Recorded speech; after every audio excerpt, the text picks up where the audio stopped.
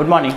આજે છે એ આપણે તરંગ ચેપ્ટરનો લેક્ચર નંબર 10 સ્ટાર્ટ કરીએ છીએ. બરાબર, આજનો લેક્ચર છે એ ખૂબ જ ઇમ્પોર્ટન્ટ હશે, કારણ કે આજના લેક્ચરમાં છે તે આપણે તરંગનું ખૂબ જ એક ઇમ્પોર્ટન્ટ ટોપિક જોશું કે જેનું નામ છે તરંગનું સંપાતીકરણ. આપણે લાસ્ટ ટાઈમ એક એક્સ્ટ્રા લેક્ચર કરેલો હતો કે સરળ આવર્ત ગતિનું સંપાતીકરણ. બરાબર છે, આ એક્સ્ટ્રા ટોપિક નથી, આ ટેક્સ્ટનો ટોપિક છે અને ખૂબ જ મહત્ત્વનો છે અને ઇઝી પણ છે, એટલો બધો હાર્ડ પણ છે નહીં. બરાબર છે, તો આજનો લેક્ચર છે એ આ પ્રમાણે ખૂબ જ મહત્ત્વનો હશે, કે ખૂબ જ ઇમ્પોર્ટન્ટ ટોપિક છે. આપણે હેડિંગ આપીએ કે તરંગનું અથવા તરંગોનું સંપાતીકરણ.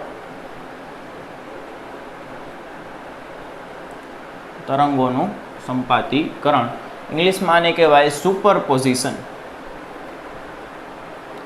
Superposition of waves. ઇંગ્લિશમાં આને શું કહેવાય? Superposition of waves. બરાબર છે, તો ઇંગ્લિશે થોડુંક યાદ રાખજો, કારણ કે સુપરપોઝિશન શબ્દ બહુ કોમન શબ્દ છે. બરાબર, વારે ઘડી આવતો રહેશે. આપણે સ્ટાર્ટ કરીએ તો પહેલાંની વ્યાખ્યા લખીએ કે બે તરંગના સંપાતીકરણથી મળતું પરિણામી તરંગ. બે તરંગના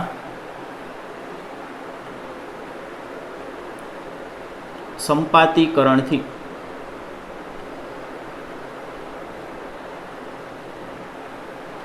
મળતું પરિણામી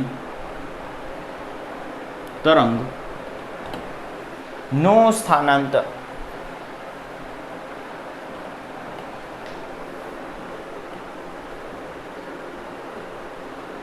એ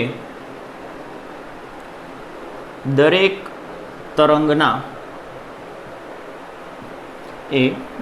તરંગના સ્વતંત્ર સ્થાનાંતરના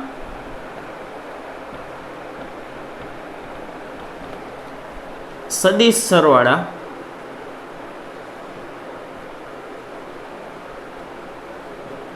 કૌંસમાં આપણે લખશું બેઝિક સરવાળો. બરાબર,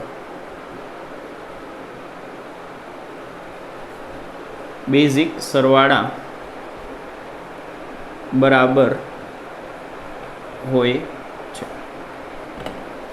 તો કહેવા શું માગે છે કે ધારો કે બે તરંગ આવે છે, આપણે દોરીના બે છેડા એક એક વ્યક્તિઓના હાથમાં છે. એક વ્યક્તિ દોરીને આ રીતે ઝટકો આપે છે, બીજો વ્યક્તિ દોરીને ઊંધી રીતે ઝટકો આપે છે, આના કરતાં ઊંધો ઝટકો આપે છે.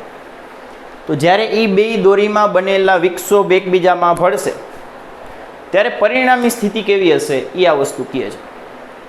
અથવા તમે એક સાથે બે ધ્વનિના તરંગો ભેગા કરી દો, હું બોલું ને બાજુમાં બીજું કોઈક બોલતું હોય, તો બેયના અવાજ મિક્સ થઈ જાય, બેયના તરંગો મિક્સ થઈ જાય, તો પરિણામી સ્થિતિ કેવી હશે એને આપણે કહીએ છીએ સુપરપોઝિશન ઓફ વેવ્સ. બરાબર, એમાં વ્યાખ્યા એવું કહે છે કે સુપરપોઝિશનની વ્યાખ્યા તમે જોશો ને તો અત્યારે આ જ છે, તમે આગળ જઈને કદાચ વિદ્યુત ભારોનું સંપાતીકરણ જોયું હોય તો એ પણ આમ જ રહેશે. આગળ હજી ઘણા બધા સંપાતીકરણ આવશે, બધામાં વ્યાખ્યા આ સેમ જ રહેશે. બરાબર છે, બધામાં વ્યાખ્યા આ સેમ જ રહે છે. અને આનો મિનિંગ એકવાર સમજી લ્યો એટલે ઇનફ છે કે બે તરંગના સ્થાનાંતરથી મળતું પરિણામી સ્થાનાંતર.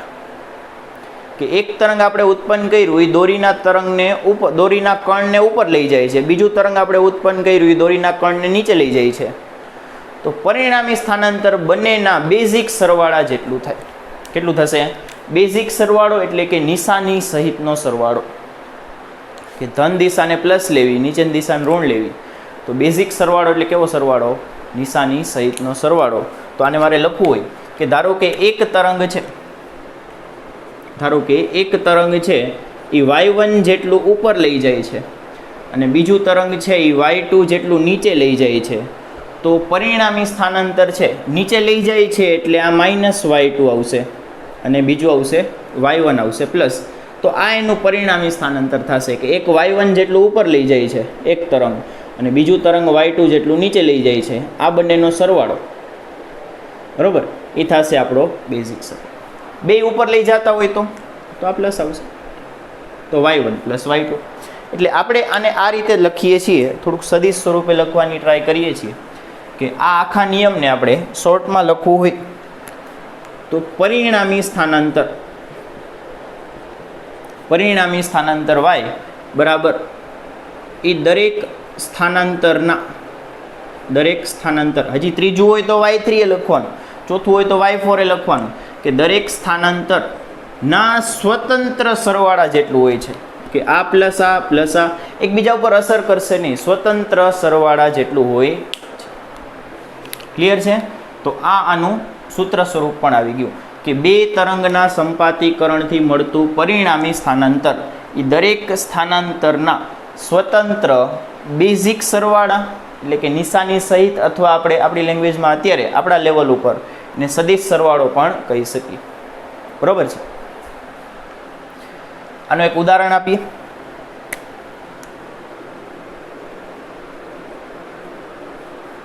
ઉદાહરણ જુઓ તો ધારો કે એક જ દોરી છે, એક દોરી ઉપર એક બાજુથી આ બાજુથી આપણે આ પ્રકારનું ઉત્પન્ન કરીએ છીએ અને તરંગ સ્પંદ કહેવાય અથવા વિક્ષોભ કહેવાય. બરોબર? તરંગ સ્પંદ કહેવાય અથવા તો વિક્ષોભ કહેવાય. અને આ સ્થાનાંતર છે એ y જેટલું છે અને બીજી બાજુથી આપણે બીજું તરંગ વિક્ષોભ ઊભું કરીએ છીએ કે જેનું સ્થાનાંતર નીચે તરફ છે અને એ પણ y જેટલું જ છે. કેટલું છે? તે સ્થાનાંતર પણ y જેટલું જ છે. તો અહીંયા પરિણામી શું થશે કે જ્યારે આ સાઈડથી આ તરંગ આવશે અથવા તરંગ સ્પંદ આવશે અને આ સાઈડથી આ તરંગ સ્પંદ આવશે, વચ્ચે કોઈ બિંદુ ઉપર બે ભેગા થશે એટલે દોરીના કણનું શું થશે તમે વિચારો કે આ કહેશે દોરીના કણને કે હાલો ઉપર, આ તરંગ સ્પંદ દોરીના કણને ઉપર લઈ જશે, આ તરંગ સ્પંદ દોરીના કણને નીચે લઈ જશે. પરિણામી સ્થાનાંતર 0 થશે કારણ કે બંનેના તરંગ સ્પંદનું સરખું છે, બંનેમાં y જેટલું સ્થાનાંતર થાય છે. બરોબર? એટલે આપણે આમાં લખીએ કે પરિણામી સ્થાનાંતર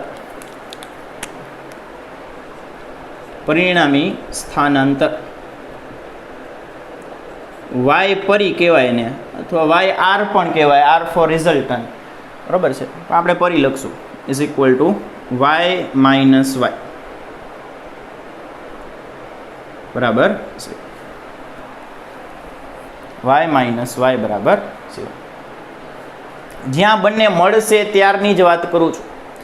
જ્યારે બંને વિક્ષોભ એકબીજા સાથે એક જગ્યા ઉપર ભેગા થશે એ જગ્યાની વાત થાય છે, ત્યાં જ આવું થશે. બરોબર છે? આ પેલું ઉદાહરણ. બીજું ઉદાહરણ જોઈએ તો ધારો કે બે એક જ દિશામાં હોય તો, બંને એક જ દિશામાં હોય તો કે આ બાજુથી પણ આ ટાઈપનું ઢીમચું આવે અને આ સાઈડથી પણ આ ટાઈપનું જ ઢીમચું આવે અથવા તો વિક્ષોભ આવે. બંનેના સ્થાનાંતર આપણે y કહી દઈએ. આ y છે, આ y છે, આ તરફ આવે છે, આ તરફ આવે છે. તો બંને જ્યારે ભેગા થશે ત્યારે પરિણામી સ્થાનાંતર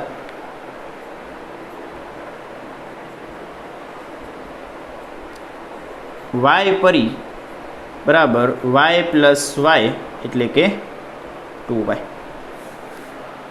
દોરીના કણને 2y જેટલું સ્થાનાંતર કરાવી નાખશે કે આ y જેટલું ઉપર લઈ જશે, આ y જેટલું ઉપર લઈ જશે એટલે ટોટલ સ્થાનાંતર 2y થશે. બરોબર છે? લખી લ્યો.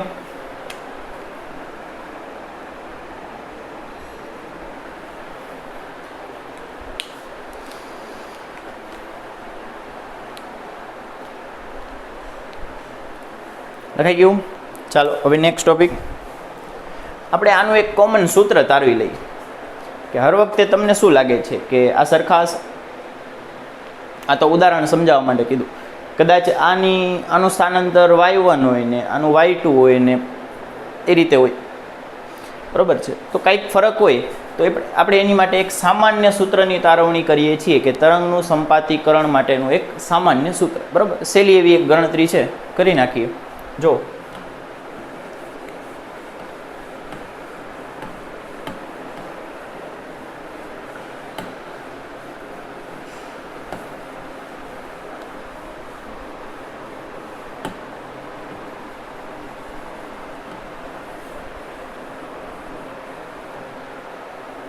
બરાબર, આમાં આપણે વિચારીએ કે ધારો કે આપણી પાસે બે તરંગ છે, ધારો કે આપણી પાસે બે તરંગ છે, ધારો કે ફાઈ જેટલો કડા તફાવત ધરાવતા, ફાઈ જેટલો કડા તફાવત ધરાવતા, એટલે કે એક 0 થી ચાલુ થતું હશે તો બીજું 5 થી ચાલુ થતું હશે. પ્રારંભિક કડા તફાવતની વાત થાય છે, બરાબર. જેટલો પ્રારંભિક કડા તફાવત ધરાવતા, સુધારી નાખો, પ્રારંભિક કડા તફાવત ધરાવતા, એક 0 થી શરૂ થાય છે તો બીજું તરંગ છે એ છે 5 થી શરૂ થાય છે. આવા બે તરંગોના સંપાતીકરણથી, ધારો કે 5 જેટલો પ્રારંભિક કડા તફાવત ધરાવતા બે સમાન તરંગોનું સંપાતીકરણ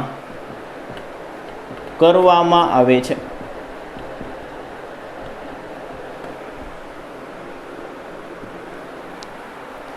હવે અહીંયા એક શબ્દ મહત્વનો બની જશે, એ છે સમાન તરંગો.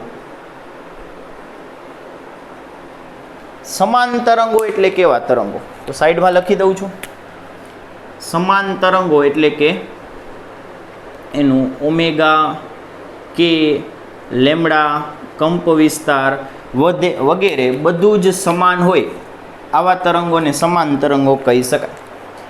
કે જેમની આવૃત્તિ સરખી હોય, કોણીય આવૃત્તિ સરખી હોય, તરંગ સદિશ સરખું હોય, અથવા તો કોણીય તરંગ સંખ્યાને આપણે કહીએ છીએ ને કે સમાન હોય, ઓમેગા સમાન હોય, તરંગ લંબાઈ પણ સમાન હોય, કંપ વિસ્તાર પણ સમાન હોય. ખાલી અલગ શું છે? તો એક કોક 0 થી શરૂ થાય છે અને બીજું તરંગ છે એ 5 થી શરૂ થાય છે. ખાલી આટલો જ ફરક છે, બાકી બંને તરંગ સમાન છે. તો આ વસ્તુ ભૂલતા નહીં કે સમાન તરંગ એટલે શું? તો એમનું ઓમેગા, કે, લેમ્ડા, એ આ વગેરે બધું જ સમાન હોય, ખાલી એક શરૂ થવાની પોઝિશન અલગ હોઈ શકે.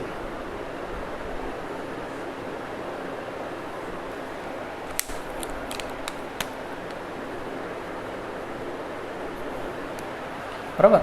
ઓમેગા, કે, લેમ્ડા એ સમાન અને સમાન તરંગ કહી શકાય. તો એ સાઈડમાં લખી નાખજો, હું તો હમણાં ભૂસી નાખીશ. તો આવા બે તરંગોનું સંપાતીકરણ આપણે કરીએ છીએ. એમના સમીકરણ લખીએ તો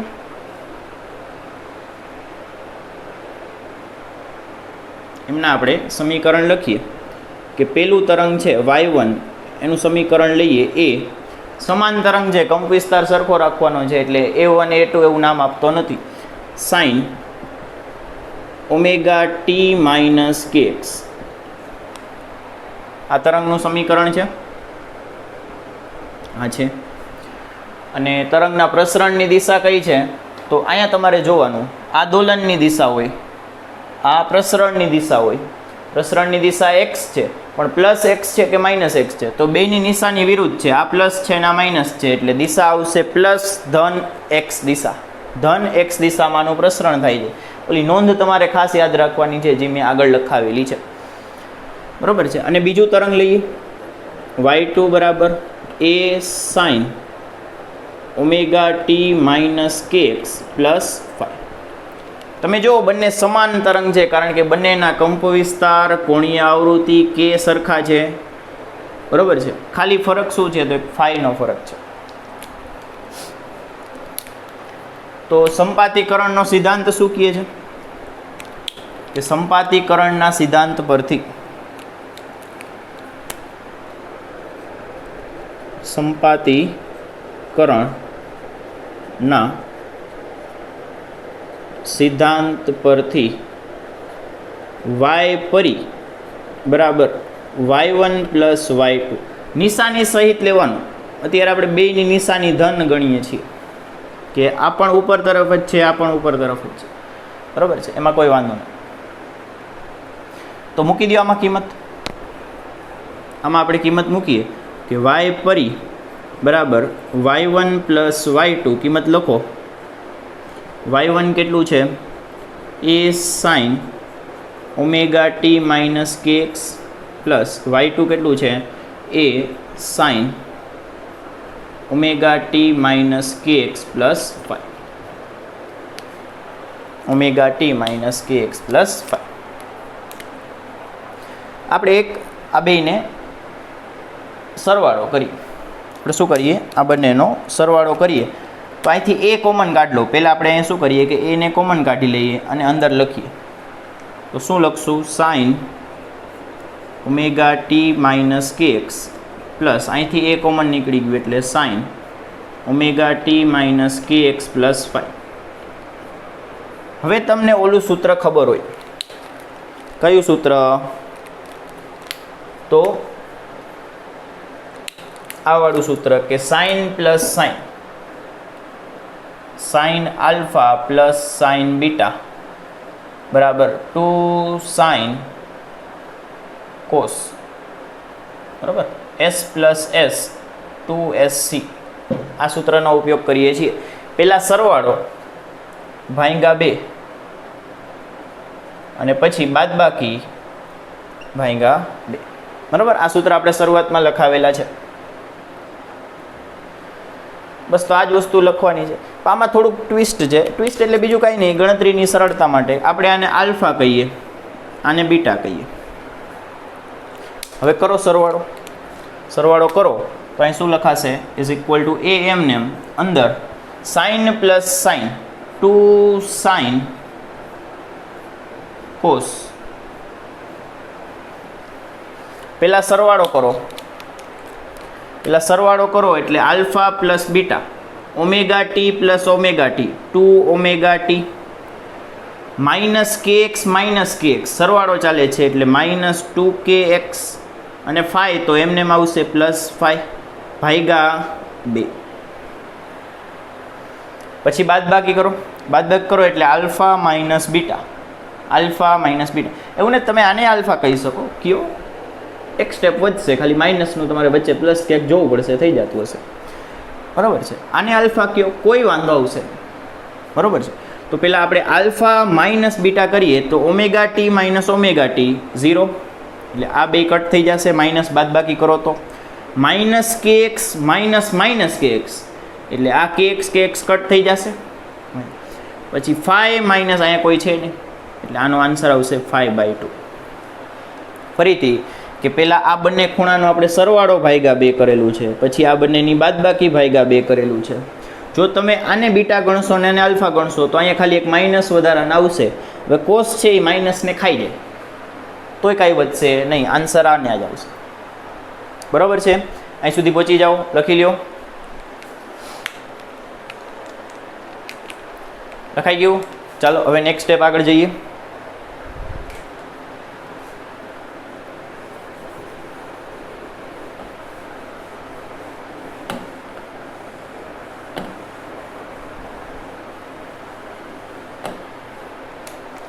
આને છે ને થોડુંક ગોઠવીને લખીએ કે તમે જુઓ કે આમાં ટીવાળા અને એક્સવાળા પદ હોય ને એ જ ચલ હોય, એની સિવાયના બીજા બધા પદ હોય એ બધાય અચળ હોય. એટલે તમને એક્સ ને ટી વાળું પદ છે ને એ ખાલી આ દેખાવું જોઈએ કે sine 2 omega T minus 2kx plus 5/2 આ એક ચલ છે, એની સિવાયનો આ 2 પછી કોસ 5/2 આ અચળ કહેવાય. કારણ કે આના પદમાં ક્યાંય ટી કે એક્સ છે નહીં એટલે આ ભાઈ કેવા થશે, અચળ થશે. તો અચળને બધાને આપણે આગળ ગોઠવતા હોઈએ છીએ એટલે આ સમીકરણ શું થશે કે વાય પરી બરાબર પરિણામી સ્થાનાંતર બરાબર શું થશે કે આ બધાને આગળ લખી નાખીએ એટલે આવશે 2 પછી a પછી આ પણ અચળ છે આખે આખું કોસ 5/2 આ અચળ બધે ગોઠવી દીધા. હવે ચલના નામે એક આ ભાઈ વૈદા સાઇનવાળા, સાઇન અંદરનો ખૂણો લખીએ તો 2 omega T minus 2kx plus 5/2 બરાબર છે. તો આને હજી એક સ્ટેપ તમે લખી શકો, ટેક્સ્ટ બુક પ્રમાણે જાઓ તો આ બે અલગ અલગ આપી દો, સ્વતંત્ર છેદ આપી દો તો આ 2 કટ થઈ જશે, અહીં 2 કટ થઈ જશે ને અહીંયા આવશે 5/2. પણ એમ કરવાની કોઈ જરૂર નથી, આમને એમ રાખો કોઈ ઉપયોગ આવતો નથી, બરાબર છે. આ સ્વતંત્ર છેદ તમે આપી શકો, વાંધો. હવે તમે જુઓ કે આ સમીકરણને ધ્યાનથી જો, કે આ પણ એક તરંગનું સમીકરણ જ છે. તરંગનું સમીકરણ કેવું દેખાય? તરંગનું સમીકરણ આ પ્રકારે હોય કે y બરાબર a sin omega T minus kx plus phi. આ ટાઈપનું સમીકરણ. તો આ પણ એ જ ટાઈપનું છે, ખાલી આમાં એના સ્થાન ઉપર આટલી મોટું પદ આવી ગયું છે. એના સ્થાન ઉપર આ મોટું પદ આવી ગયું છે કે જેને આપણે કહીશું કંપ વિસ્તાર. કોનો કંપ વિસ્તાર? તો આ આખા પરિણામી તરંગનો કંપ વિસ્તાર આ થશે. આખા પરિણામી તરંગનો કંપ વિસ્તાર આ થશે. અને તરંગનું આખાનું તમને સમીકરણ પૂછે તો આ પ્રકારનું થશે. ક્લિયર છે? આપણે આખું સમીકરણ યાદ નથી રાખતા, આપણે ખાલી પરિણામી કંપ વિસ્તાર યાદ રાખવું પડશે કે બે તરંગના સંપાતીકરણથી મળતા તરંગનો પરિણામી કંપ વિસ્તાર એ કેટલો થશે? તો 2a cos phi by 2, જ્યાં phi એ સંપાત કરેલા તરંગ વચ્ચેનો કળા તફાવત, પ્રારંભિક કળા તફાવત. એટલે આપણે અહીં લખી નાખીએ કે પરિણામી કંપ વિસ્તાર એ પરી, કેવો પરી? એ એટલે કંપ વિસ્તાર અને પરી એટલે પરિણામી, is equal to 2a cos phi by 2.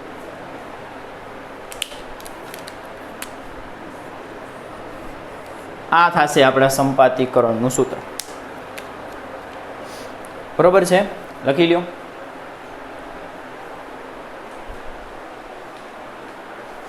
આ નીચેનું કાઢી નાખજો. બરોબર, આ લાસ્ટ સ્ટેપનું છે.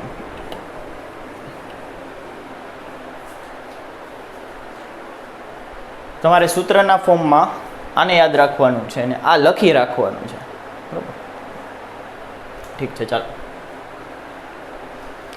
હવે આપણે આમાં આગળ એક સ્ટેપ જોઈએ અથવા એક આપણે પોઈન્ટ જોઈએ છીએ કે જે પોઈન્ટ હકીકતે આપણે 12મા ધોરણમાં કવર કરશું, પણ અહીંયા એનું નામ આવે છે એટલે આપણે બંને એટલું એને જાણવાનો પ્રયત્ન કરશું કે જેથી 12મામાં એ આપણને પાછું યાદ આવી શકે.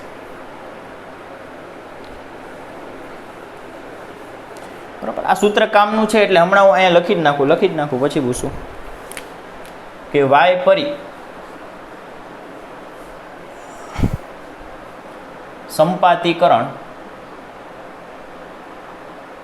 સંપાતીકરણમાં પરિણામી તરંગ ઇઝ ઇક્વલ ટુ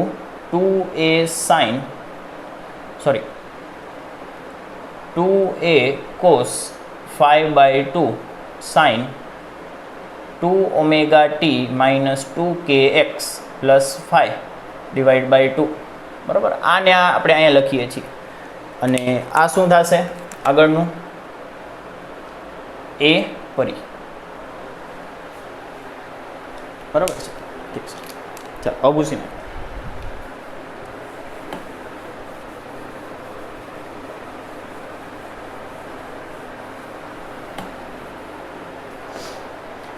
હવે છે તે આપણે બે ઘટના ભણીએ છીએ.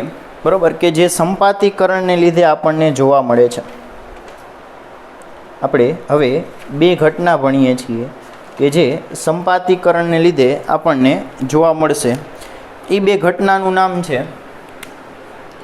પેલી ઘટના છે સહાયક વ્યતિકરણ.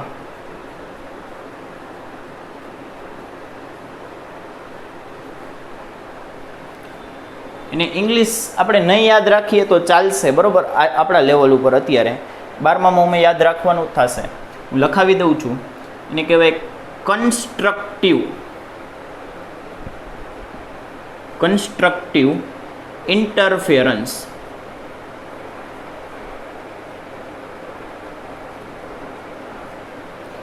કન્સ્ટ્રક્ટિવ ઇન્ટરફેરન્સ એટલે કે સંપાત થવું, ભેગું થઈ જવું, એને ઇન્ટરફેરન્સ કહેવાય. અથવા એક રીતે ઇન્ટરફેરન્સનું ગુજરાતી કરવા જાવ તો નડવું પણ થાય. આપણે અહીં નથી લેતા. બરાબર, ખોટો ઇન્ટરફેર કરમાં અમારો મુદ્દો છે. તો એવું ઇન્ટરફેરન્સ નથી. ઇન્ટરફેરન્સ એટલે કે બેયને અહીંયા ભેગું થઈ જવું, બે તરંગનું મળી જવું. બરાબર, સહાયક વ્યતિકરણ આવશે અને બીજું આવશે વિનાશક વ્યતિકરણ.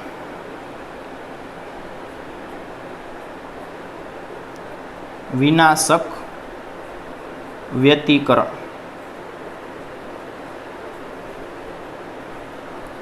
એને કહેવાય ડિસ્ટ્રક્ટિવ ઇન્ટરફેરન્સ.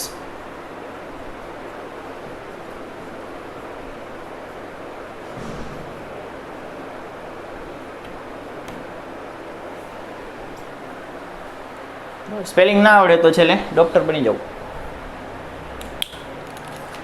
ઠીક છે, પેલા વ્યતિકરણ શબ્દનો અર્થ સમજીએ કે વ્યતિકરણ એટલે કે બે તરંગના સંપાતીકરણથી ઉદ્ભવતી અસર. વ્યતિકરણ એટલે શું? તો બે તરંગના સંપાતીકરણથી ઉદ્ભવતી અસર, એને આપણે વ્યતિકરણ કહીએ છીએ. વ્યતિકરણ હકીકતે 12મા ધોરણનો ટોપિક છે, બરાબર, કે અત્યારે આપણે એને ખાલી જાણવાનો પ્રયત્ન કરીએ છીએ, એની ઉપર વધારે આપણે ડિટેલમાં કામ કરશું નહીં, એક જ બોર્ડમાં આપણે આખું કમ્પ્લીટ કરી દઈશું. તો વ્યતિકરણનો અર્થ શું થશે કે બે તરંગના સંપાતીકરણથી ઉદ્ભવતી અસર. બે તરંગના સંપાતીકરણથી ઉદ્ભવતી, બે તરંગના સંપાતીકરણથી ઉદ્ભવતી અસર. આને શું કહેવાય? વ્યતિકરણ કહેવાય. શું કહેવાય આને? વ્યતિકરણ કહી શકો તમે.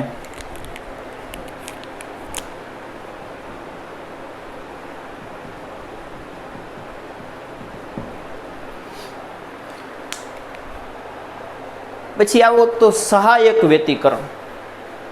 સહાયક વ્યતિકરણનો અર્થ એવો થાય, સહાયક વ્યતિકરણ કે પરિણામી સ્થાનાંતર, પૂરું લખીએ તો સંપાતીકરણ બાદ પરિણામી સ્થાનાંતર મહત્તમ થવું તેને સહાયક વ્યતિકરણ કહે છે.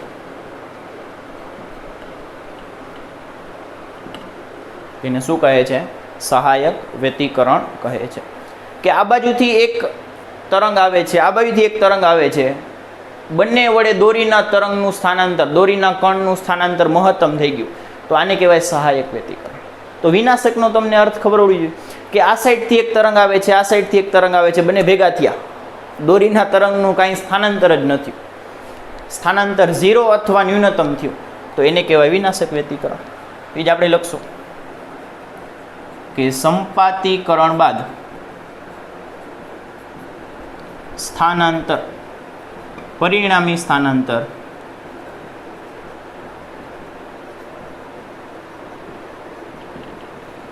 શૂન્ય અથવા ન્યૂનતમ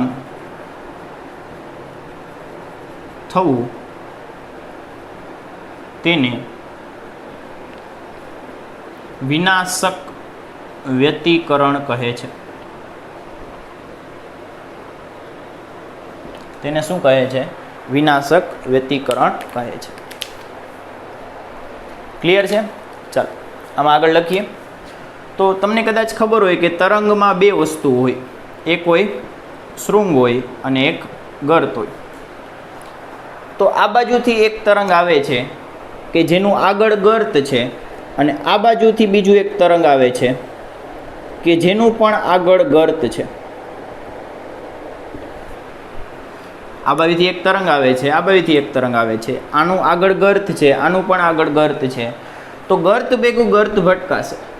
ગર્ત એટલે શું? તો ગર્ત નીચે લઈ જાય, આમાં પણ નીચે લઈ જશે, તો બે દોરીના કણોને નીચે લઈ જશે, તો પરિણામી સ્થાનાંતર કેવું થશે? મહત્તમ થશે કે નહીં? કે ધારો કે આ છે એ 5 મીટર અથવા 5 સેન્ટીમીટર જેટલું નીચે લઈ જાય છે, આ પણ 5 સેન્ટીમીટર જેટલું નીચે લઈ જાય છે, તો બંને જ્યારે એક સાથે આપાત થશે, એક સાથે ભેગા થશે, ત્યારે દોરીના તરંગોને કેટલું લઈ જશે? તો 5 + 5 એટલે કે 10 સેન્ટીમીટર નીચે લઈ જાય. જો આની જગ્યાએ ઊંધું હોત તો આ તો સહાયક થઈ ગયું, બરાબર, કે હેલ્પ કરી. આ નીચે લઈ જવા માગતો તો કણને, આ પણ નીચે લઈ જવા, બે ભેગા થયા તો વધારે નીચે લઈ ગયા, એટલે કે એકબીજાને હેલ્પ કરી. સ્થાનાંતર કેવું થઈ ગયું? મહત્તમ થઈ ગયું. નીચે તરફ પણ મહત્તમ તો થાય ને. જો બેયના શૃંગ ભટકાણા હોત તો શૃંગ ભટકાણા હોત, શૃંગ એટલે ઉપર તરફ લઈ જાય છે દોરીના કણને, અને બીજાનો શૃંગ પણ ઉપર તરફ લઈ, બે ભટકાય એટલે વધારે ઉપર જશે, મહત્તમ ઉપર જશે. એટલે આપણે કહીએ છીએ કે શૃંગ સાથે શૃંગ અથવા ગર્ત સાથે ગર્ત ભટકાય તો સહાયક વ્યતિકરણ થાય. શૃંગ સાથે શૃંગ અથવા ગર્ત સાથે ગર્ત ભટકાય તો સહાયક વ્યતિકરણ થાય. બરાબર છે, લખી લઈએ.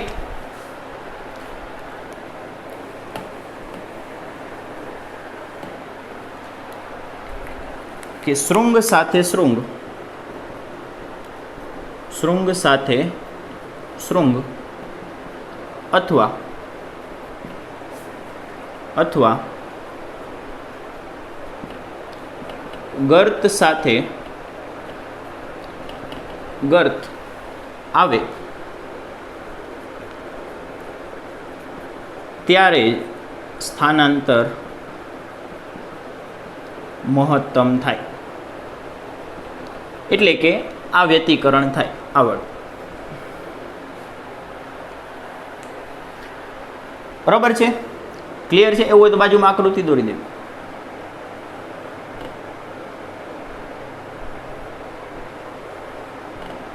આ શૃંગ અને આ શૃંગ, આ ગર્ત અને આ ગર્ત, આ બંને તરંગોને તમે ભેગા કરી દો એટલે મહત્તમ થઈ જશે.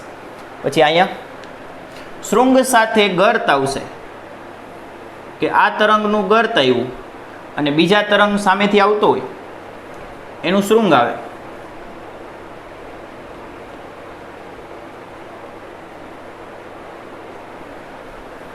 તો તમે જુઓ કે આ જે છે ગર્ત એ દોરીના તરંગને નીચે લઈ જવાની ટ્રાય કરે, આ દોરીના તરંગને ઉપર લઈ જવાની ટ્રાય કરે, બંને ભટકાય તો દોરીના તરંગનું પરિણામી સ્થાનાંતર કેવું થાય? 0 થશે. જો બંને સમાન ગતિ કરાવતા હોય, સમાન સ્થાનાંતર હોય ધરાવતા હોય તો બંને વડે પરિણામી સ્થાનાંતર કેવું થશે? 0 થશે. એટલે આપણે આમાં લખશું કે શૃંગ સાથે અથવા શૃંગ સાથે ગર્ત આવે તો પરિણામી સ્થાનાંતર 0 થાય અથવા ન્યૂનતમ થાય. બરાબર છે, લખી લ્યો.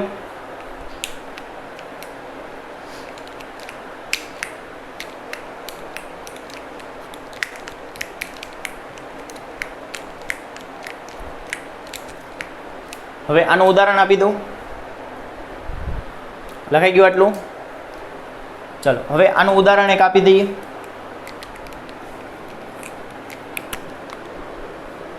કે ઉદાહરણ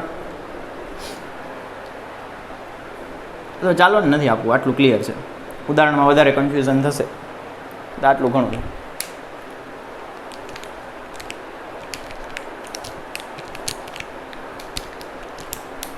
ચાલો નેક્સ્ટ.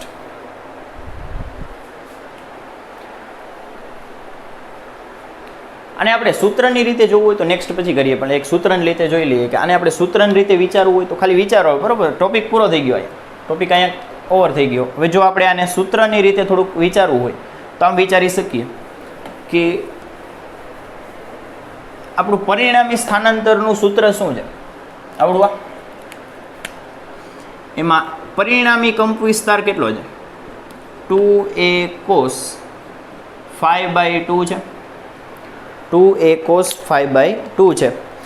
તો આને મારે મહત્તમ કરવું હોય, આને મહત્તમ કરવું હોય તો આ કોસની કિંમત કેટલી કરવી પડે? મહત્તમ કરવી પડે, કારણ કે 2 ને એ તો અચળ લાગે છે, ખાલી બદલાય છે કોણ? આ બે. કે આમાં 5 બદલાશે એટલે કોસ બદલાશે. કોસની કિંમત કયા ખૂણા માટે મહત્તમ હોય? કોસની કિંમત કયા ખૂણા માટે મહત્તમ હોય? તો આપણે કહીશું કે અહીં ફાઈ બરાબર તમે 0 મૂકો તો કોસ 0 1 થશે, આખું પદ 1 થઈ જશે. કોસની મહત્તમ કિંમત 1 જ હોય. એટલે અહીંયા ફાઈ બરાબર 0 મૂકવું તો કોસ 0 1 થઈ જશે, એટલે કંપ વિસ્તાર મહત્તમ થશે. 1 નો મૂકી અને તમે 2π મૂકો. 1 ના મૂકીને આપણે 2π મૂકીએ. 2π મૂકીએ તો એ શું થશે કે 2π/2 એટલે π/2 આવશે. ફરીથી સોરી કે a પરી બરાબર 2a cos 2π/2 એટલે 2 કટ થઈ જશે એટલે શું આવશે 2a cos π. cos π એટલે -1 તો જવાબ કેટલો મળ્યો -2a. આપણે ખાલી મૂલ્યની વાત કરીએ તો આ મહત્તમ થઈ ગયું કહેવાય. ખાલી મૂલ્યની વાત કરીએ તો આ મહત્તમ થઈ ગયું કહેવાય. એટલે આપણે કહી શકીએ કે તમે જો અહીંયા 0 મૂકો, બરાબર, આ થોડુંક એડવાન્સ છે પણ છતાંય આપણે અત્યારે સમજવાની ટ્રાય કરીએ છીએ. ટોપિક પૂરો થઈ ગયો છે, બરાબર, કે જો અહીંયા 0 મૂકું તો આ મહત્તમ થશે. અહીંયા 2π મૂકું તો પણ આ ઋણ દિશામાં મહત્તમ થશે. માઇનસ એટલે ઋણ દિશામાં. જો અહીંયા 4π મૂકું તોય મહત્તમ થશે. 6π મૂકું, 8π મૂકું, એ રીતે ગમે તે બેકી સંખ્યાના પાયના ગુણક મૂકું આની કિંમત મહત્તમ થશે. એટલે કે 0, 2π, 4π વગેરે માટે એ પરી મહત્તમ થશે કૌંસમાં સહાયક વ્યતિકરણ.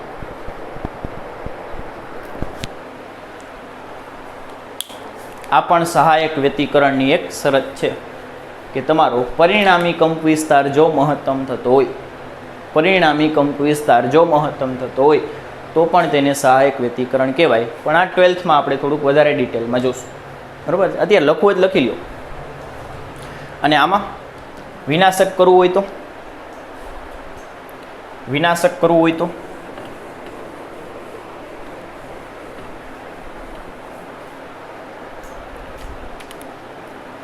કે જો ફાઈ બરાબર આપણે પાઈ લઈએ, અહીંયા પાઈ મૂકો, 2a cos ફાઈની જગ્યાએ પાઈ લ્યો તો π/2. cos π/2 કેટલા થાય? 0 થાય. એટલે એ પરી કેટલું આવ્યું? એ પરી આવ્યું 0. તો અહીંયા તમે પાઈ મૂકો તો સ્થાનાંતર 0 થઈ જશે. પછી 3π/2 મૂકું તો સોરી 3π મૂકું તો 3π મૂકો એટલે અહીંયા ખાલી 3 આવી જશે. π/2 ની દરેક કિંમત માટે cos 0 થાય એટલે પાછો જવાબ 0 મળશે, બરાબર છે. પછી 5π મૂકું તો 6π મૂકું તો 6π મૂકો તો આ થઈ જશે સહાયક. જોજો 6π ન મૂકતા, બેકી ગુણક મૂકો તો ઉપરનું આવશે તો મહત્તમ થશે. એકી ગુણક મૂકશો 3π, 5π, 7π આ બધી કિંમત મૂકશો તો અહીંયા π/2 આવશે. π/2 આવશે એટલે કોસની કિંમત 0 થાય એટલે પરિણામી સ્થાનાંતર પણ 0 થશે.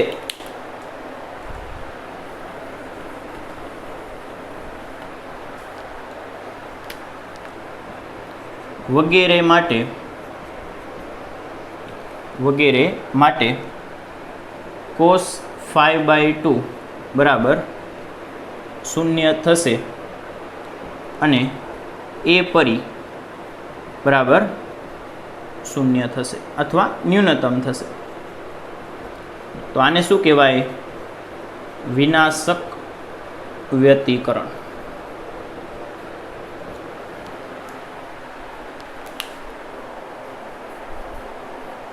લખાઈ ગયું? ચાલો.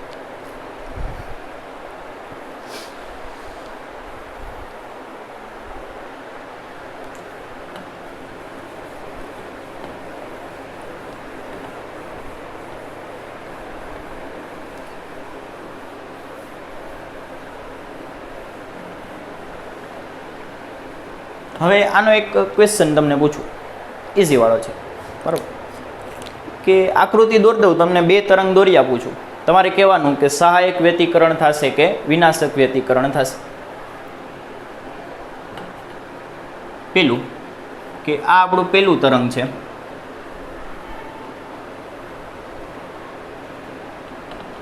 આમ ચાલ્યું જ જાય છે, બરાબર, હજી ઊભું નથી.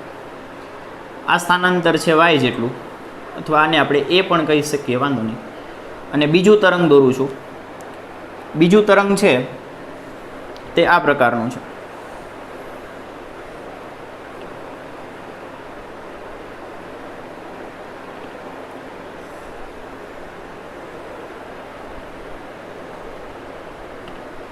ખબર છે?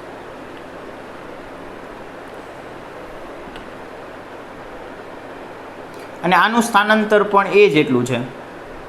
તો તમે મને કહો કે આમાં સંપાતીકરણ કરું, આ વત્તા આ કરું, આ પહેલું તરંગ છે, આ બીજું તરંગ છે, બેને તમે પ્લસ કરો એટલે કે સંપાતીકરણ કરો તો પરિણામી શું મળે? પરિણામી શું મળે?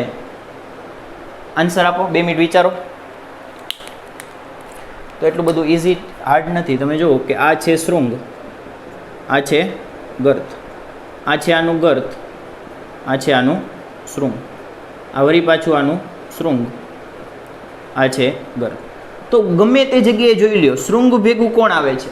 ગર્ત આવે છે. જ્યારે તમે આ બેને ભેગા કરી દેશો ત્યારે શૃંગ ભેગું કોણ આવશે? ગર્ત આવશે. ગર્ત ભેગું કોણ આવશે? શૃંગ આવશે. એટલે ગર્ત સાથે શૃંગ આવે તો સ્થાનાંતર ન્યૂનતમ થાય એને કહેવાય વિનાશક વ્યતિકરણ. એટલે આનું જે સંપાતીકરણ બાદ આપણને શું મળશે? વિનાશક વ્યતિકરણ મળશે.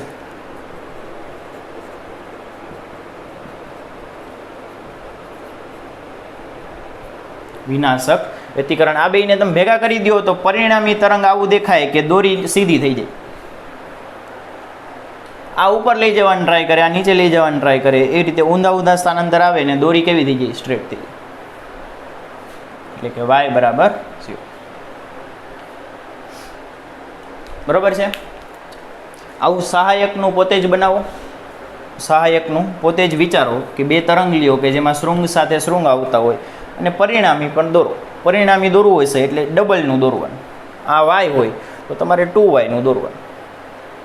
ક્લિયર છે? તો એ હોમવર્કમાં કરજો.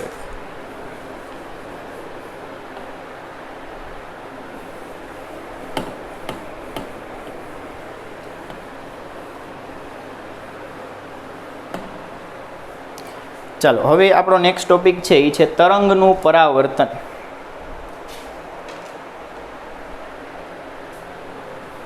આપણો નેક્સ્ટ ટોપિક છે એ છે તરંગનું પરાવર્તન.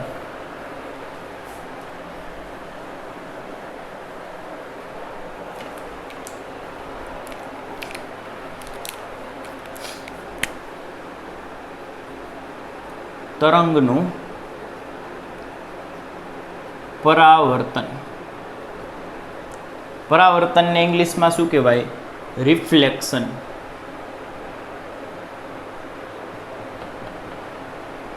Of wave. Reflection of wave. તો સમજો કે આમાં 2 આવશે. પરાવર્તનમાં 2 ટોપિક આવે છે કે એક તો સંપૂર્ણ પરાવર્તન અને બીજું આવશે આંશિક પરાવર્તન. એક આવશે સંપૂર્ણ પરાવર્તન કે જેવું તરંગ જશે એવું જ પાછું આવતું રહેશે. જેવું તરંગ સામે કોઈ પણ એક વસ્તુ ઉપર જાય. પરાવર્તનના સિમ્પલ તમારે ઉદાહરણ જોવા હોય તો અરીસામાં આપણું મોઢું આપણે રોજ સવારે ઉઠીને જોતા હોય એ પરાવર્તન જ છે કે પાછળથી પ્રકાશના તરંગ આવશે, અરીસાની સપાટી ઉપરથી પરાવર્તિત થઈ અને એના કિરણો આપણી આંખમાં જશે એટલે આપણે પ્રતિબિંબ જોઈ શકીએ છીએ. તો એ પરાવર્તન થયું એક પ્રકારનું. સેમ વસ્તુ આવી જ આવશે કે પરાવર્તન માટે તમારે એક સપાટીની જરૂર હોય. શેની જરૂર હોય? સપાટીની જરૂર હોય. સપાટીને સીમા પણ કહે છે. સપાટીને સીમા પણ કહે છે. તો આપણે પરાવર્તનની વ્યાખ્યા લખીએ. પરાવર્તનની વ્યાખ્યા એક લખી નાખીએ કે કોઈ સીમા અથવા આપણે એને કહીએ છીએ સપાટી પરથી, કોઈ સીમા અથવા સપાટી પરથી તરંગનું સંપૂર્ણ અથવા આંશિક પરાવર્તન થઈ શકે છે. શું થઈ શકે છે? કાં સંપૂર્ણ પરાવર્તન થશે કાં આંશિક પરાવર્તન થશે. આપણે જોઈએ હમણાં ફરક જોઈએ. તો આમાં પેલું જોઈએ છીએ એ છે સંપૂર્ણ પરાવર્તન. સંપૂર્ણ પરાવર્તન માટે દ્રઢ સપાટી જોશે. ટેક્સ્ટબુક પ્રમાણે જુઓ તો એને સીમા કહે છે, આપણે સપાટી કહી શકીએ તોય વાંધો નહીં. અથવા તો દ્રઢ. કેવી સીમા જોશે, કેવી સપાટી જોશે? દ્રઢ છે. દ્રઢ એટલે કે જે ફિક્સ હોય, જેમ કે દિવાલ. જેમ કે દિવાલ એ ફિક્સ સપાટી કહેવાય, હલી ચલી શકે નહીં. તો આનું એક ઉદાહરણ દોરી કે ધારો કે આપણી પાસે અહીંયા એક દિવાલ છે, થોડીક આગી રાખીએ. આ દિવાલ સાથે આપણે એક દોરી બાંધી દીધી. શું કર્યું? અહીંયા એક દોરી બાંધી દીધી અને એ દોરીમાં એક વિક્ષોભ ઊભો કરી દીધો, આમ તરંગ સ્પંદ ઊભો કરી દીધું. આ પ્રકાર તરંગ સ્પંદ આ રીતે આગળ વધે છે. તો આ શું થશે? આ છે તે દ્રઢ સીમા છે. આ શું છે? આ દ્રઢ સીમા છે. જો આ દિવાલ છે ને એ શું થશે? દ્રઢ સીમા, કે જે ફિક્સ છે. એની ભેગી આપણે દોરીને અહીંયા બાંધી દીધી છે. પછી આપણે દોરીમાં એક સ્પંદ ઊભું કરીએ છીએ, અને શું આપણે નામ આપ્યું હતું? તરંગ સ્પંદ નામ આપ્યું હતું, અથવા પલ્સ નામ આપ્યું હતું, અથવા વિક્ષોભ નામ આપ્યું હતું. તો આપણા શબ્દોમાં આપણે એને ઢીમચું કહીએ છીએ, બરાબર? એક ઢીમચું ઊભું કર્યું, આમ. ક્લિયર છે? ચાલો, હવે આ વિક્ષોભ છે, આ ઢીમચું છે, તે આ તરફ આગળ વધે છે. આ દિશાને કઈ દિશા કહેવાય? આ દિશાને કહેવાય પ્લસ એક્સ દિશા. કેવી દિશા કહેવાય? ધન એક્સ દિશા. તો આ ઢીમચું છે તે ધન એક્સ દિશામાં આગળ વધે છે. આનું મારે સમીકરણ લખવું હોય તો કે ધન એક્સ દિશામાં આગળ વધતા તરંગનું સમીકરણ થોડુંક રિવાઇઝન કરાવું કે ઓમેગા ટી અને કે એક્સ, ઓમેગા ટી અને કે એક્સ જો બંનેની નિશાની સરખી હોય, કે બંને પ્લસ હોય અથવા બંને માઇનસ હોય, તો આ ઋણ એક્સ દિશા થાય.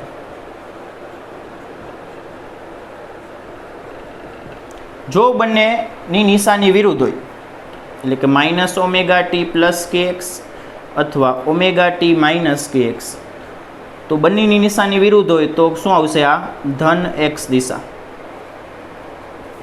આવું આપણે જોઈ ગયા કે જો ઓમેગા ટી અને કે એક્સ બંનેની નિશાની સરખી હોય, પ્લસ હોય કે બેની નિશાની માઇનસ હોય, તો ઋણ એક્સ દિશા આવશે.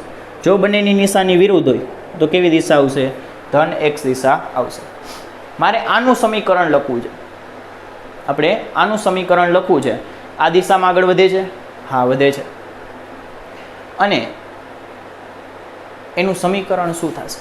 તો આ રીતે લખી શકું હું? લખું, તમારે ખાલી હા કે ના મનમાં વિચારવાનું છે કે આનું સમીકરણ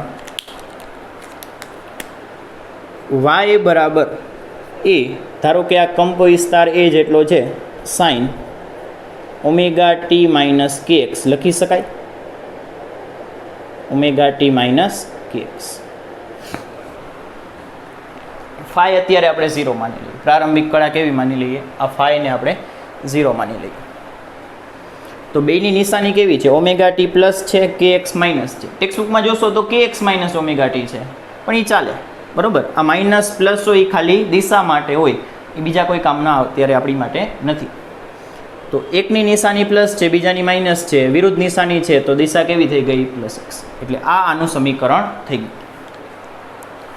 બરાબર છે. આ બધું જૂનું યાદ કરાવવું પડે છે, ભેગું ભેગું કરાવવું જ પડે ને, કેમ ચાલે.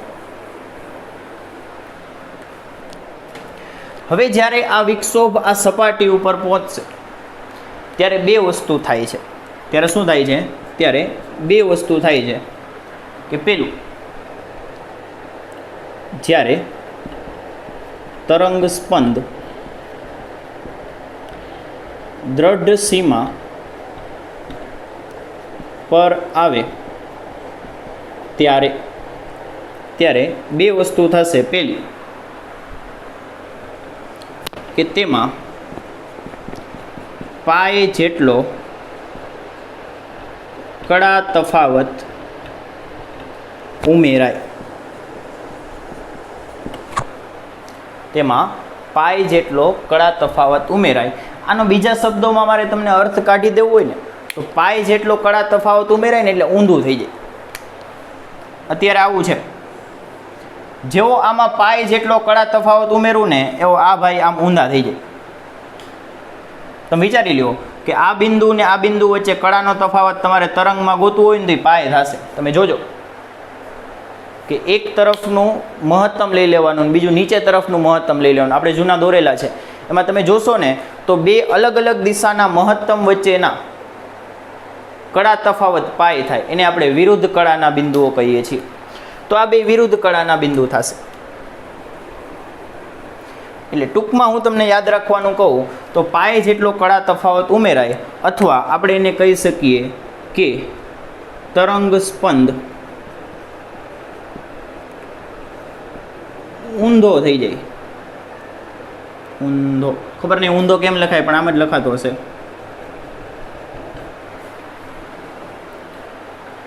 બરાબર, એટલે ઉલટો થઈ જાય. અને બીજી વસ્તુ શું થાય? બીજી વસ્તુ શું થાય કે તેની દિશા વિરુદ્ધ થાય. કઈ દિશા? પ્રસરણની દિશા. તેની પ્રસરણની દિશા ઉલટાય. એટલે તમે જુઓ કે હવે મારે પરાવર્તિત તરંગ દોરવું હોય, આ આપાત તરંગ છે, પરાવર્તિત દોરવું હોય તો જેવું આ તરંગ છે એ દોરી ઉપર પહોંચશે, દોરીમાંથી એક રિફ્લેક્શન થશે ને આમ ઊંધો તરંગ બહાર આવશે. જો થઈ શું ગયું કે પેલા આપાત તરંગ આમ જતું હતું, પરાવર્તિત તરંગ આમ પાછું આવશે. પરાવર્તિત તરંગ આમ પાછું આવશે એટલે -x દિશા. એટલે આ થઈ ગયું પ્રસરણની દિશા પહેલાં કઈ હતી? +x, હવે કઈ થઈ ગઈ? માઇનસ થઈ ગઈ. પછી તે ઊંધો થઈ જાય, પહેલાં આ રીતે હતો, હવે આમ થઈ ગયું. આ આપણો થશે પરાવર્તિત તરંગ. શું થશે? આ પરાવર્તિત તરંગ. એનું સમીકરણ લખવું હોય તો લખો y બરાબર a sin ઋણ x દિશામાં આવી ગયો એટલે ઓમેગા ટી અને kx બંનેની નિશાની સરખી હોવી જોઈએ. એટલે ઓમેગા ટી પ્લસ kx લખી નાખો તો પણ ચાલે, અથવા તમે આમ લખો તો પણ ચાલે કે a sin minus omega T minus kx. આ બેમાંથી ગમે તે લખી શકો. આપણે આ લખશું, પ્લસવાળા સારા લાગે ને. તો શું થશે? અંદરની કળા ઓમેગા ટી પ્લસ kx. બીજું તમે જુઓ કે ઊંધો થઈ ગયો. ઊંધો થઈ જવું એનો મિનિંગ કે પાય જેટલો કળા તફાવત ઉમેરાઈ જવું.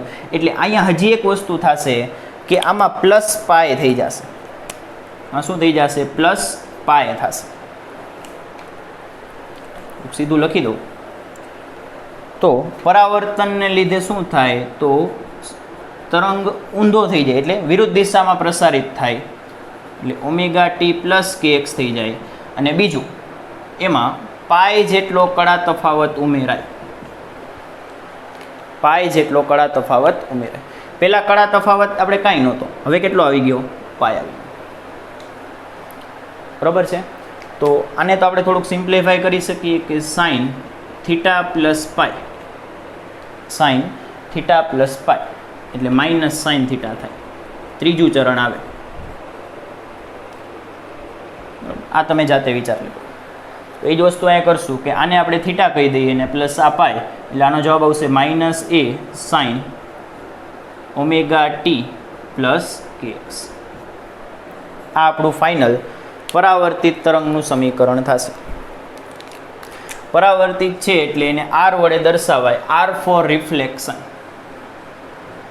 r for reflection. બરાબર છે? તો આ આપાત તરંગ છે, આ પરાવર્તિત છે. લખી લ્યો ચાલો. પછી આનું શોર્ટ કંઈક કરી નાખી. થઈ ગયું? ચાલો આનો શોર્ટ શીખવાડી દો. બરાબર, 2 મિનિટ જ લાગશે.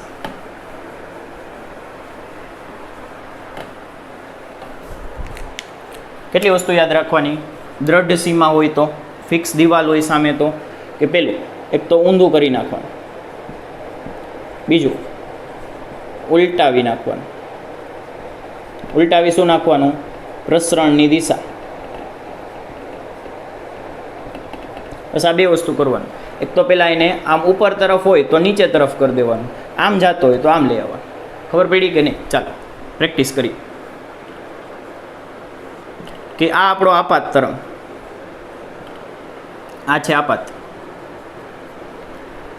આ રીતે છે. આનું સમીકરણ શું લખી શકાય? y બરાબર પ્રસરણની દિશા આમ જ છે. શું લખી શકાય? y બરાબર a sin omega T minus kx લખી શકાય, કારણ કે આ પ્લસ x દિશામાં જ છે.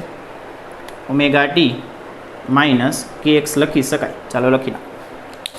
પછી તમે જુઓ કે આ ઢીમચું ઊંધું છે, નીચે તરફ છે. નીચે તરફ હોય એટલે માઇનસ લખી નાખો. ઢીમચું આમ ઉપર તરફ હોય તો આ પ્લસ વાય થાય, આમ નીચે તરફ હોય તો માઇનસ વાય થાય. આમાં નીચે તરફ છે તો આનું સમીકરણ શું આવે? માઇનસ વાય આવે. હવે આ પરાવર્તિત થશે. પરાવર્તિત થશે એટલે પરાવર્તિત તરંગનું શું આવશે? પરાવર્તિત તરંગમાં પહેલાં ઊંધું કરી નાખવાનું. પરાવર્તિત તરંગમાં પહેલાં આને ઉલટાવી દેવાનો, એટલે આ આમ ઉપર તરફ આવી જશે. અને પ્રસરણની દિશા પહેલાં આમ હતી, હવે ઊંધી કરી નાખવાની, ઉલટાવી નાખવાની, એટલે આમ આવી જાય. આનું સમીકરણ લખો. સમીકરણ લખશો તો આ પ્લસ વાય છે, એટલે વાય બરાબર એ સાઇન, અને પ્રસરણની દિશા માઇનસ એક્સ છે, એટલે ઓમેગા ટી પ્લસ કે એક્સ કરી નાખો. સમજાણું કે નહીં? લખતા આવડશે કે? ક્લિયર છે? તો આ પણ લખી લ્યો ઉદાહરણમાં, બરાબર, એક્સ્ટ્રામાં.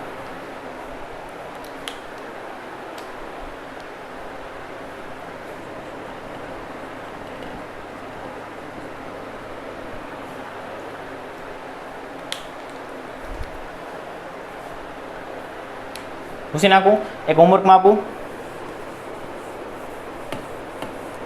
જો ન આવડે તો મેસેજ કરજો, તો આન્સર મોકલી દઈશ.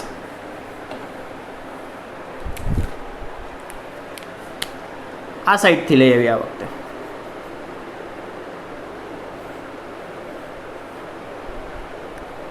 આમથી આવે છે, બરાબર. આનું પરાવર્તિત તરંગનું આપાત તરંગનું બંનેના સમીકરણ લખવાના છે કે વાય આપાત કેટલું થશે? વાય પરાવર્તિત. આ બંનેના સમીકરણ તમારે લખવાના છે. લખી નાખજો, બરાબર. ચાલો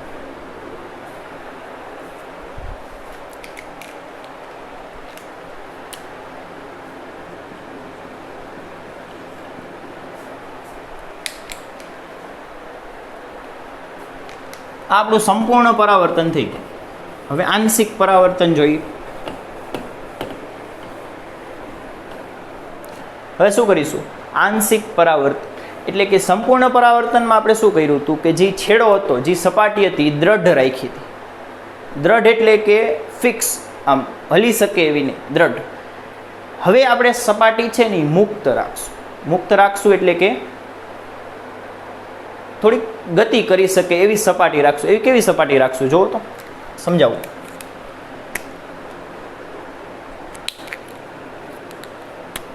બીજું આવશે આંશિક પરાવર્તન અને આંશિક પારગમન.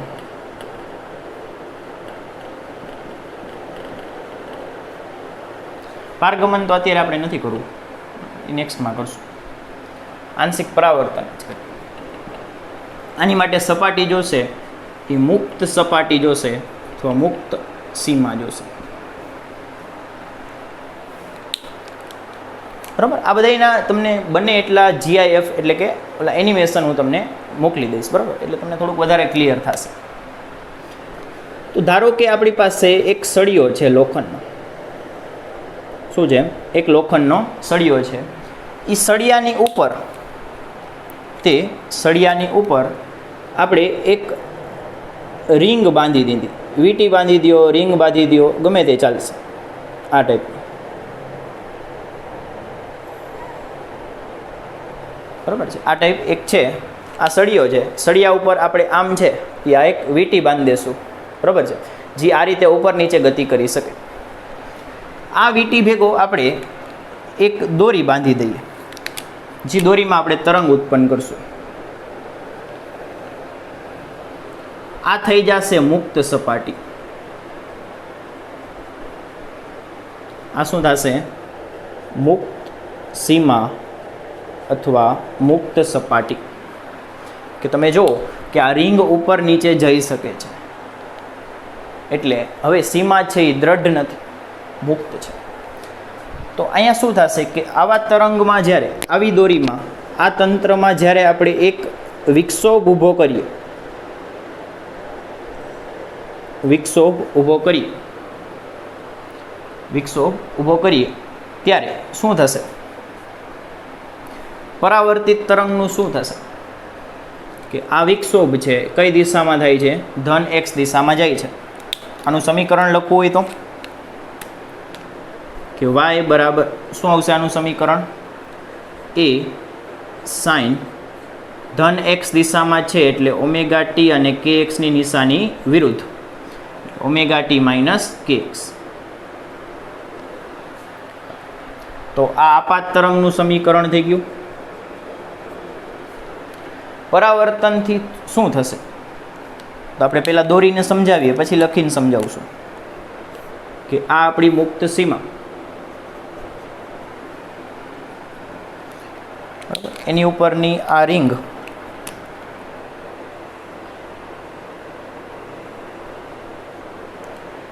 અને આ આપણી દોરી.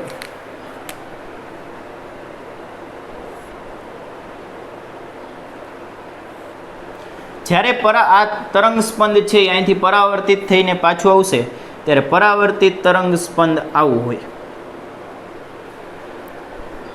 આમ જતું હશે -x. આ શું થશે? પરાવર્તન. એટલે થયું શું? હવે મારે આને શબ્દોમાં લખવું હોય, અહીંયા આપણે શબ્દોમાં લખવું હોય કે જ્યારે સપાટી કૌંસમાં સીમા મુક્ત હોય ત્યારે પેલું તરંગ સ્પંદ ઊંધો થતો નથી. તરંગ સ્પંદ સીધો જ રહે છે.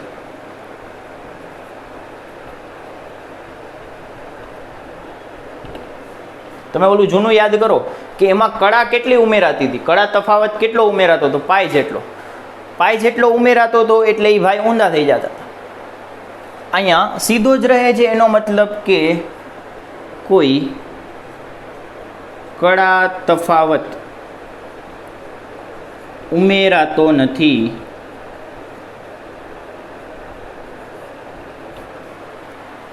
કોઈ કળા તફાવત ઉમેરાતો નથી.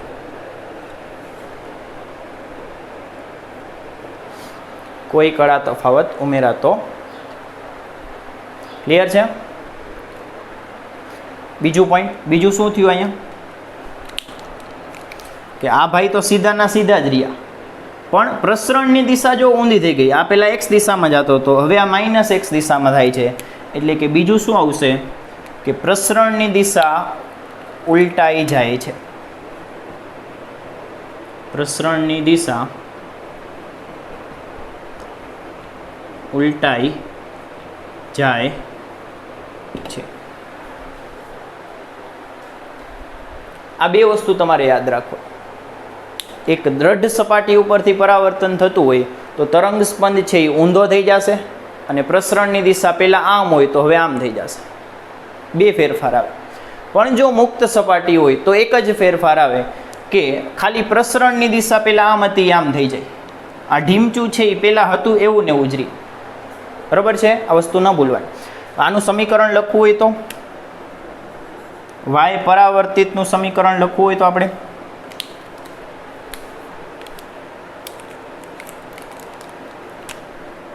y પરાવર્તિત, એને yr પણ કહી શકો. શું થશે એનું સમીકરણ? તો a sin ઓમેગા t, પ્રસરણની દિશા માઇનસ થઈ ગઈ એટલે વચ્ચે પ્લસ કરી નાખવાનું, અને ઉલટાણું તો નહીં ઉલટાણું એટલે અહીં પ્લસનું પ્લસ આવશે. જો આ ઊંધું થઈ ગયું હોત તો અહીંયા માઇનસ આવત. સમજાણું?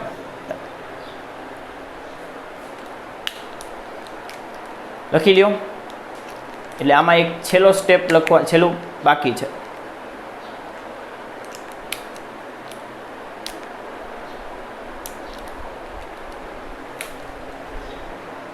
બરાબર, આમાં એક છેલ્લો પોઈન્ટ લખવાનો બાકી છે કે તમે બંને કિસ્સામાં વિચારો.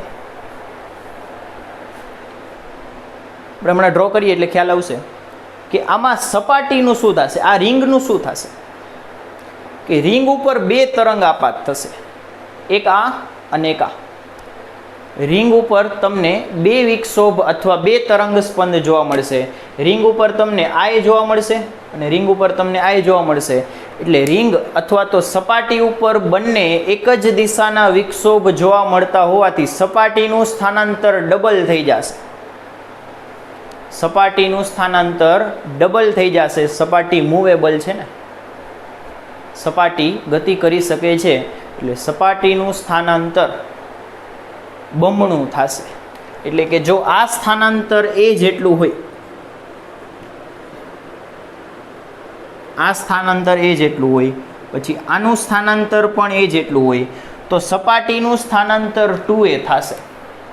એટલે આ ત્રીજો પોઈન્ટ આપણે એડ કરશું કે અહીં સપાટીનું સ્થાનાંતર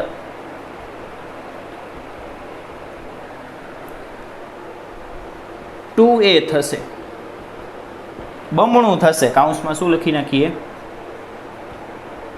બમણું થશે. જ્યારે તમે દ્રઢ સપાટી માટે વિચારો, આ તો મુક્ત માટે હતું. મુક્ત સપાટી છે એ ઉપર નીચે ગતિ કરી શકે છે. દ્રઢ સપાટી ગતિ જ નથી કરી શકતી, એટલે દ્રઢ સપાટીનું સ્થાનાંતર 0 થશે. એટલે આની પહેલાંના ક્વેશ્ચનમાં પણ ત્રીજો મુદ્દો એડ કરી દેજો કે દ્રઢ સપાટી માટે સ્થાનાંતર 0 હોય અને મુક્ત સપાટી માટે સ્થાનાંતર બમણું હોય, 2a જેટલું હોય. બરાબર છે? આ બેયના એનિમેશન હું તમને મોકલીશ એટલે તમને ખ્યાલ આવી જશે કે મુક્ત સપાટીમાં 2a અને દ્રઢ સપાટીમાં 0 કઈ રીતે દેખાય, કેવું છે. બરાબર, ઇમેજિન કેવું થાય છે એ આપણે ત્યાં જોઈ લઈશું. લખી લો. ચાલો,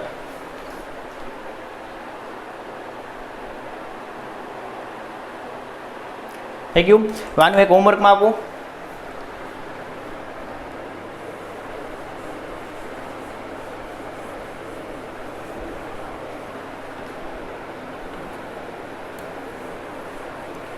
ચાલો, આનું એક હોમવર્કમાં આપું છું.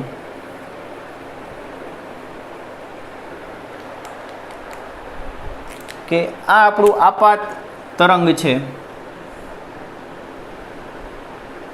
બરાબર, તમારે પરાવર્તિતનું સમીકરણ, આપાતનું સમીકરણ બધું તમારે જ લખવાનું છે.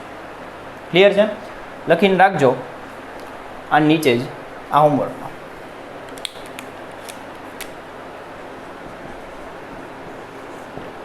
કે વાય આપાત અને વાય પરાવર્તિત.